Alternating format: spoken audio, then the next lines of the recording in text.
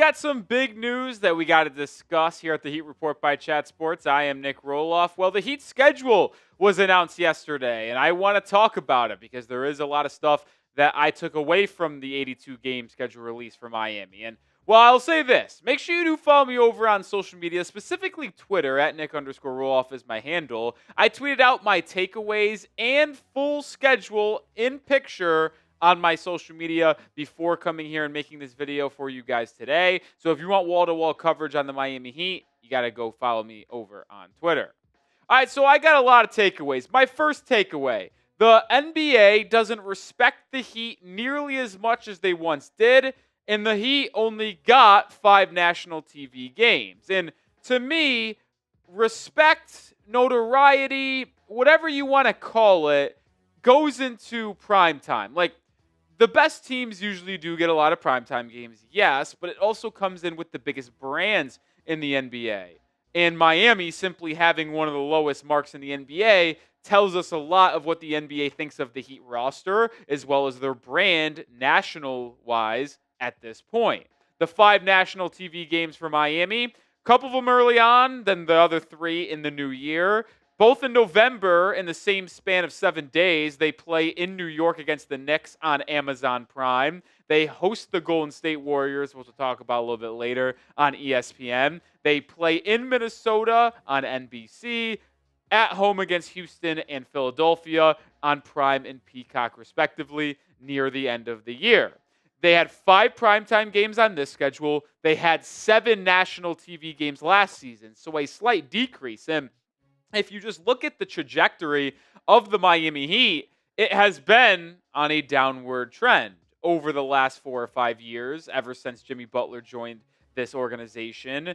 They just simply have not gotten as many national TV games as you would usually see. And if you actually look at the entire landscape of the NBA, Miami has the 8th lowest amount of primetime games. They have 5. There's a couple teams in Chicago and Charlotte with 3. And then the bottom of the barrel, Brooklyn, New Orleans, Washington, Toronto, Utah, all with 2 games. Like, I'll be honest, like, it's a little crazy to see Miami grouped up in the bottom 8 of the NBA with those other 7 games. Respectively, you would think Miami to be much better and much more of a national brand.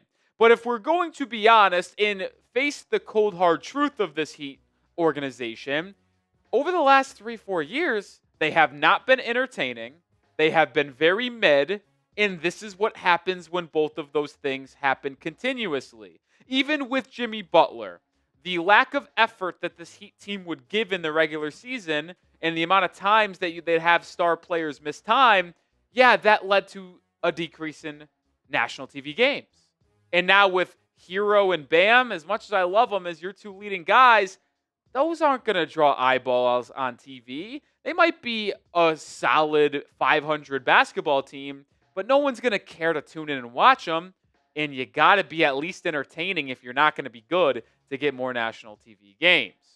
What say you? Are you shocked by the amount of primetime games the NBA gave Miami this year? I tweeted it out. I thought 5 was really low, but I do understand where the NBA is coming from, and I can't really complain with it if we're going to be honest. Type Y for yes or type N for no. Second takeaway on the schedule. The Heat have 15 instances where they have to play in a back-to-back.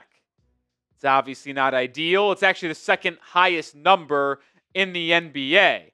Now, they also had 15, I believe, last year. I could be mistaken on that. I thought I saw that come across the timeline that they played in 15 back-to-backs last year. But it's not like it's egregious. There were only 5 teams in the association that have to play more back-to-backs than Miami. Philadelphia, Denver, Phoenix, Charlotte, and Washington. All 5 of these teams play 16 back-to-back games this season. So it's not the craziest thing in the world.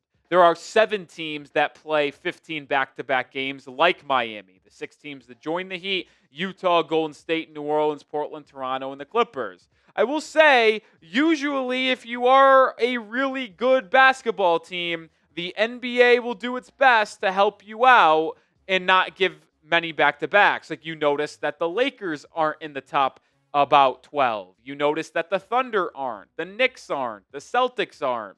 Sure, a couple good teams are, like the Clippers, like the Warriors. But if you are in the top 10, I would say, of teams in the NBA, they're probably not going to give you as many back to backs. Don't think it's the biggest thing in the world. Like, I'm not going to overreact. I just wanted to share the big takeaways. And primetime games and back-to-backs are certainly some of those big items, and that's why we brought it up. But listen, everyone plays back-to-back, so the truth is, you're a good basketball team. You should be able to win back-to-backs, and you shouldn't be able to use it as an excuse. Make sure you subscribe today because we have you covered with daily Heat content.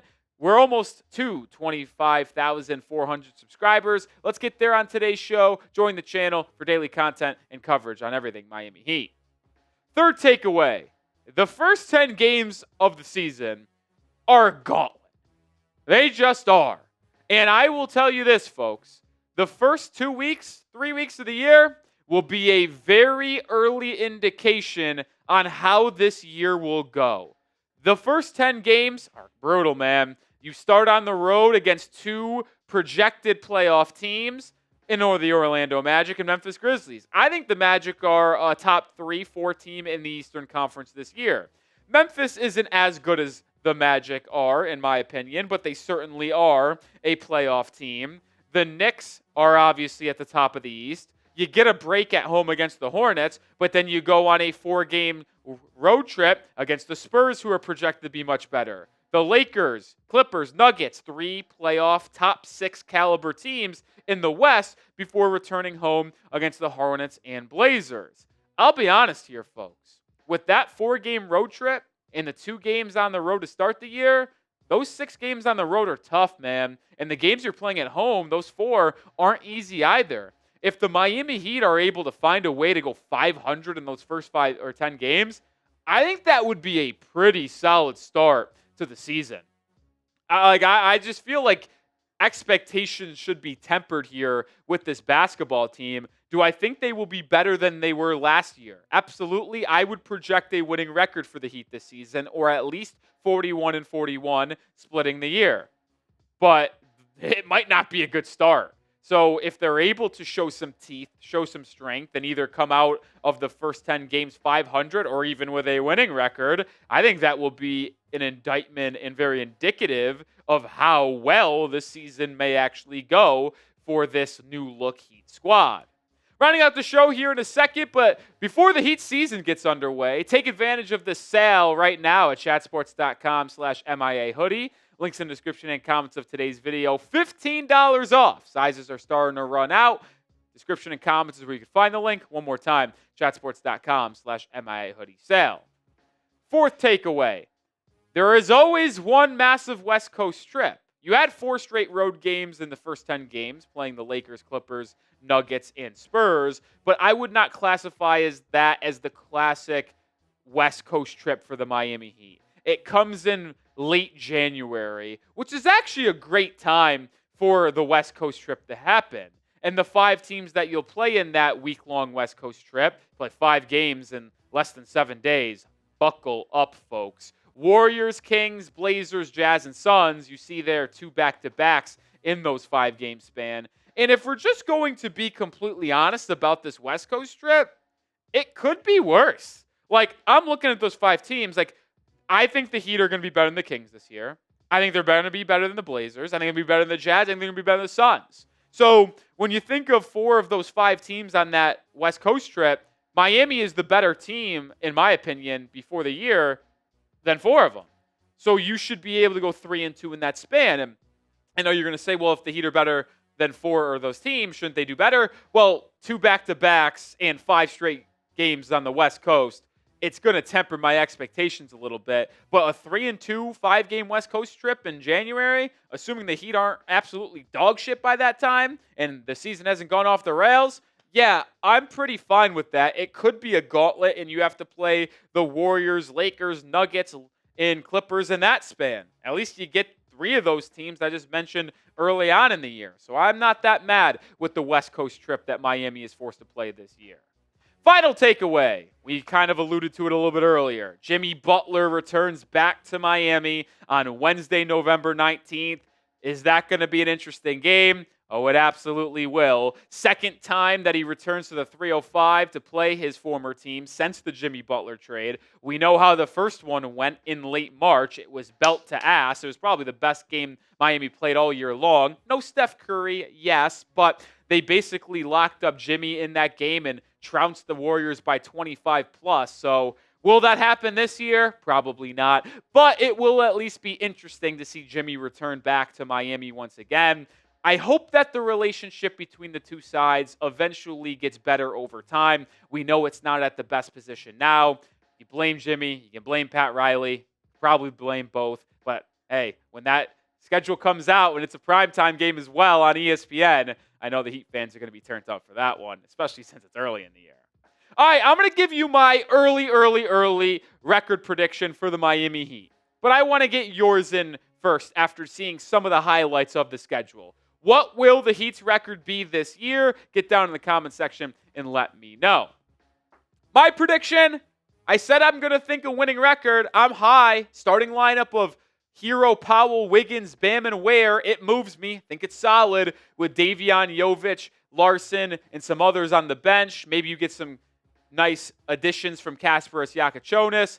I have the Heat being a winning record, 43-39. So 4 games above 500, and I think that would be good enough to be the 6th seed in the Eastern Conference this year. Like, it's going to be very bunched up. I don't think there's any doubt about that. You look back at last season, the Detroit Pistons ended up being the 6th seed, which is the first team to get, I wouldn't say a bye, but not in the play-in. They went 44-38. So 1 game worse can absolutely be the 6th seed. With the Pacers taking a step back, you would think without Halliburton, the Celtics are not going to be a good basketball team this year. I am very low on the Milwaukee Bucks roster. Sure, some teams will be improved, like Toronto, like Philadelphia, if they're able to stay healthy. But I believe Miami will be able to do better than those 5 teams we just mentioned, which is why I think they could just ease their way out of the play-in for the first time in 3 years, go 43-39, and make the playoffs, and hopefully maybe even give a little bit of a problem for one of the top 3 teams. So I think they'll win a playoff series. No, I do not, but I think they could be scrappy and give the Cavs, Magic, or Knicks, if those are in the top 3 seeds, which is what I expect and anticipate, a tough series where there goes 5, well, probably not 5, 6, or 7. I wouldn't classify 5 as a tough series.